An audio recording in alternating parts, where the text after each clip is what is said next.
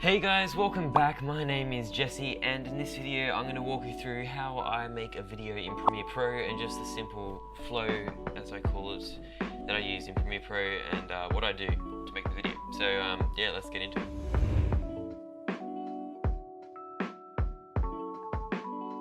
So first thing, of course, you start off with, once you open Premiere Pro and open a new project, it won't look like this at first. I've rearranged my panels. If you want to actually have a look at how I did that and how the layout of Premiere Pro works, if you've never had a look at that before, I'll leave a link to a video, or you can click on the card up the top corner there. First thing you want to do, of course, is drag in your files. So click on the project panel and click Control I for import.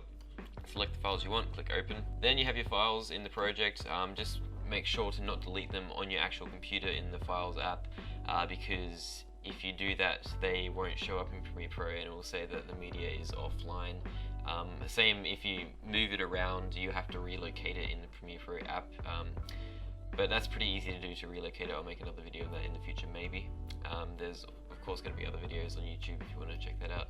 Okay, so if we click on the clip we want, double click, it will bring it up in the source panel, and this isn't actually viewing it on the timeline. This is viewing it in the project panel with your files. So then what you can do here is select an in and out point. So I'm just going to go ahead and do that with I for in and O for out. And then what you're going to do is, at first, when you haven't done anything, it's going to be in the timeline, it's going to say no sequences, and there's going to be no sequences in your project files. So what you need to do is, first of all, you can make a sequence by dragging it into the timeline, and it will just make a new sequence, but it will default to the same settings that your file or the video that you put into the timeline was set in. So for example, this is a 4K video, so that means this timeline is going to be in 4K as well. But let's just say I don't want it to be in 4K, I want it to be in 1080p, even though my video original file was in 4K. I'm just going to go and undo that. What I can do is create a new sequence here by going new item and clicking on sequence, and then it will come up with all these other ones. This is a custom one I made, but I'll show you how to make that right now. If you go into settings, you can change the frame rate.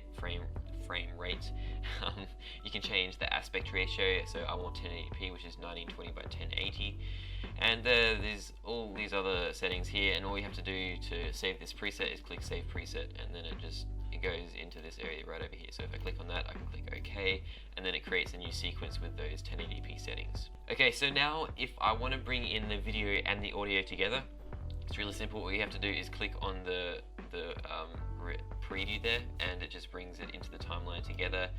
And make sure to click on keep existing settings, otherwise it will change the sequence to 4K.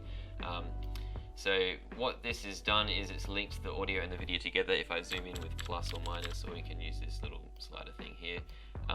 So yeah, it's linked at the moment. I can right click on it and click unlink, and that will unlink them, or I can highlight them both and click link again. So this is, of course, you want to have them linked if you're editing and cutting and all that. But if you, like me with this video, if you're recording your audio and your video with two separate things, you're going to want to bring the video and the audio together in two different ways. So to do that, all you have to do is click on this icon here and drag it like that, and it brings the video in, or you can just do it with the audio and it does the same thing. And you can just put them wherever you want, and then you can actually just link those together as well. So in iMovie, there isn't this source panel. It's slightly different. You just bring it into the timeline. There's no sequences, it's just one sequence, it's just the timeline. And yeah, you don't bring it into this source panel and you just cut it. You bring the whole clip into the timeline and you cut it and rearrange it there. Apparently using the source panel is an old-fashioned way, but I actually prefer using the source panel rather than doing it like iMovie. It just seems a lot easier to me, it makes a lot more sense, but you can do it either way you want. So when you drag something into the timeline or create a new sequence, what's going to happen is you're going to be able to see the image that you've got your pointer thingy on in the timeline in this program monitor, and it's basically playing back what's in the timeline. It's of course necessary, you need it to create a video, otherwise you don't know what you're creating. And yeah, if you've got a slow computer like me, you're going to want to have it at its lowest resolution. This isn't actually affecting the original, like when you export it, it's going to be in its fullest resolution as 1080p, because this sequence is in 1080p. But what you're going to want to do is when you're editing, click at the lowest if you want, whichever one you want, but I always click the lowest I can resolution, so that means my computer doesn't have to render it in 4K or 1080p. Something else that comes in handy is this little size thing here. So if you are masking, you're going to want to have it out at here so you can actually click around and mask. I won't show you how to do that in this video, that will be another video, but yeah, that comes in real handy. There's also these other settings here, so you can see all these other things here that, yeah, doesn't really matter.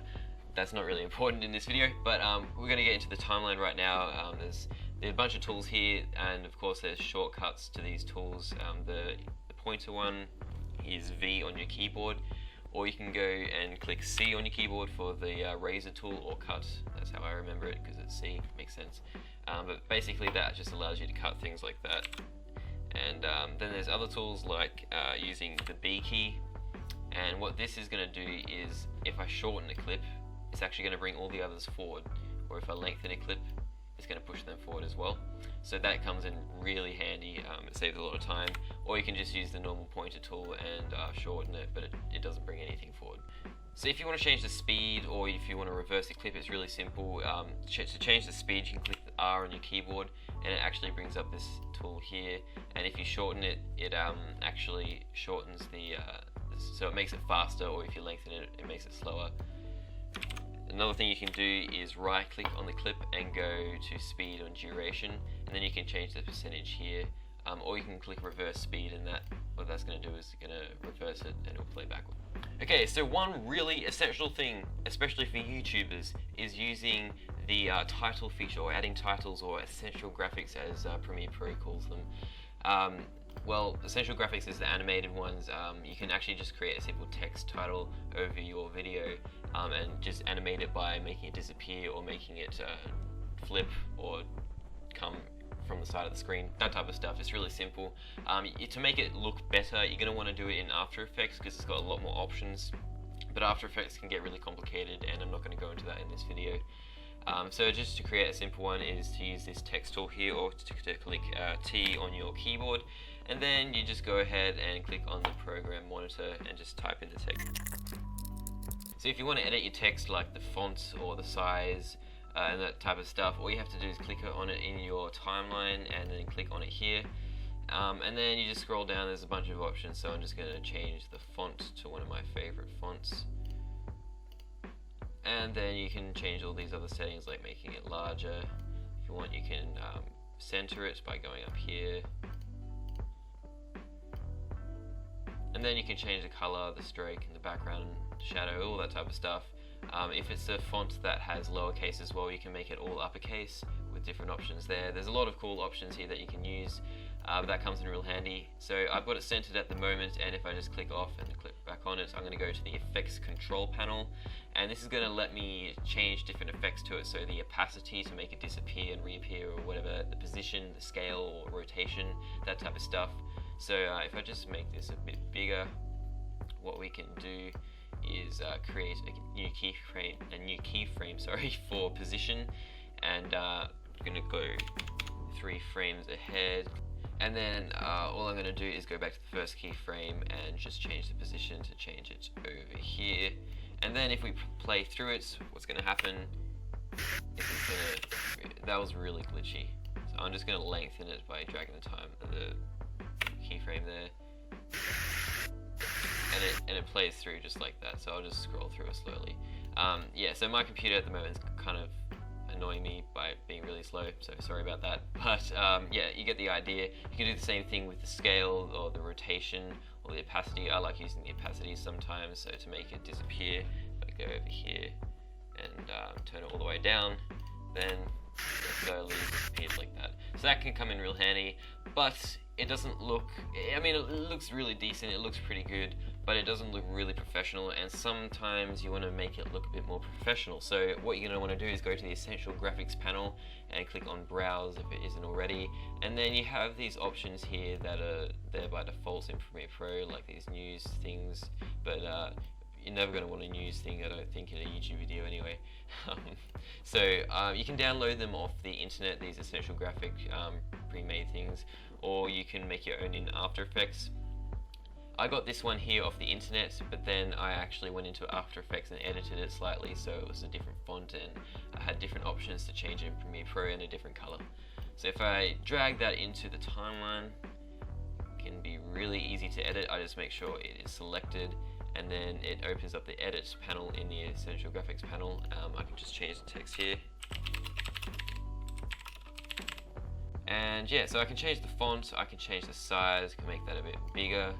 I can change the length of the box, which comes in really handy. I can change the color, all that type of stuff. I'm just going to keep it in the center of the screen, of the frame. And then if we play through it, it looks really neat. It looks really cool.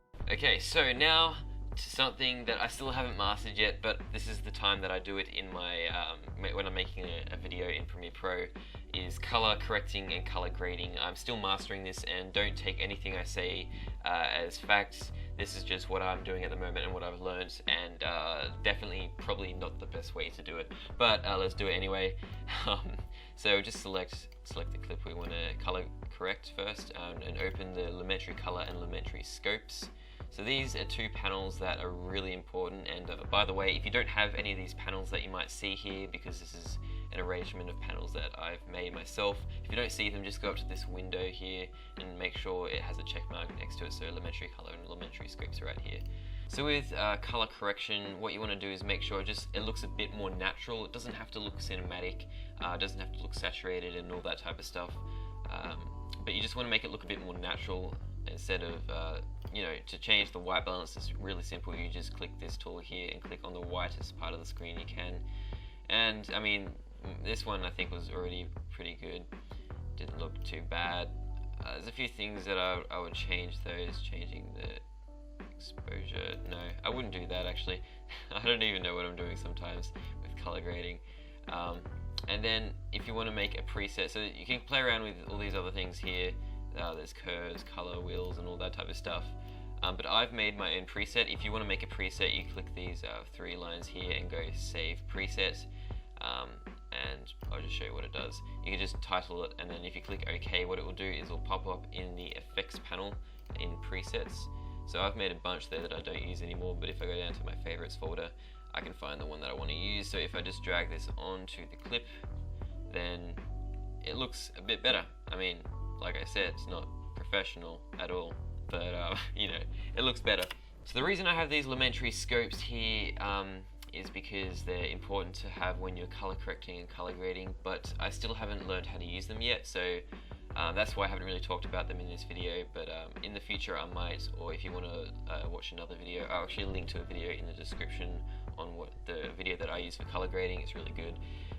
But yeah, if you don't see this one here, you have to do is right click and make sure Vector Scope is selected. That's a really useful one there. But yeah, I won't talk about that anymore because I don't want to mess you up with your color grading, because mine's probably messed up already. But anyway, so if you want to add transitions, I'm just going to drag these clips here together so we can add transitions. It's really simple. Oops, I'll just leave that there. It's really simple. You just have to go into the effects panel and make sure you just find the video transitions, and you just find one that you like. Let's go to dissolve and dip to black. You drag that between the clips, and by default it would be a certain length. If you want to change the length of that default, all you have to do is go into, where is it? I think it's in preferences somewhere. I don't know, somewhere in preferences, somewhere in there. You'll be able to find it if you search for long enough. But yeah, you can change the default duration of these transitions, which is pretty good. Okay, so if you go into the center of this transition, as you can see, it is dark and it is black, which is what it's meant to do. There's other transitions, like there's different like 3D transitions and all that type of stuff. I don't use those in my videos though. There's also other things like audio transitions, audio effects, and video effects. So that's about it with the editing side of things. That is the flow of my videos, of making my videos, even though that isn't, this isn't a video that I would make. I'm just yeah, this is just some footage that I've got from another day. If I want to export this footage, all I have to do is click on I for in, and then go to the out point, and go O for out. If you want to find the in and out point, you can go Shift I to find the in point and Shift O to find the out point. Or if you want to delete an in or out point, you just go Control Shift I or O for in or out. So if I just want to delete those, we're going to go to I, Shift I, whatever. And what this is going to do is when you export it, it's going to export whatever is in this grey area here. So all these things between the in and out points. So you can actually shorten these if you want to only export this part of the video here and not this part. But I'm just going to export the whole thing, even though I'm not actually going to export it because that will take a long time because of my computer, obviously. If I want to export it, I just go Control M for media, and it will bring up this panel.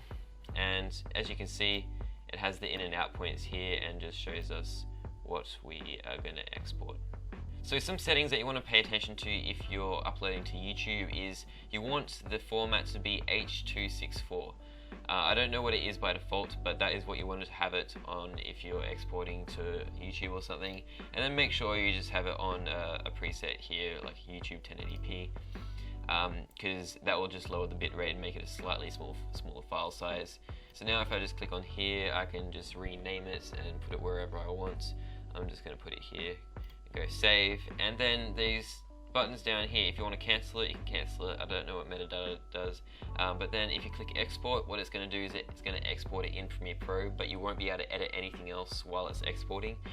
If you want to edit in Premiere Pro and use the Premiere Pro application while it's exporting, what you want to do is click on Q, and this is going to open it up in Adobe Media Encoder. And this Adobe Media Encoder should be installed when you install Premiere Pro, but if it isn't, you can just go into Adobe Creative Cloud and make sure it is downloaded, click install. Okay, so once it's done, it will open up with the same settings, so the H.264 and the YouTube 1080p Full HD, and then the same file location. If you want to change it in this app, you can do so by just clicking on it, and it'll change, and you can change it there. But once you're ready, click on the play button, and it will start encoding that video. Okay, so once it's done, you'll be able to find it in your files on your computer. You can just close the media encoder and just make sure your project's saved and close Premiere Pro. And yeah, there you have your video. I hope that has helped you guys. I hope you got a lot of value out of this video. If you did, please leave a like, and yeah, subscribe if you are into this type of stuff. Leave a comment, please, if you want to. I don't care. You can if you want. It would be awesome if you leave a comment, because you guys are awesome. Thanks for watching my videos. Yeah, that's about it. I guess I'll see you in the next one. Cheers.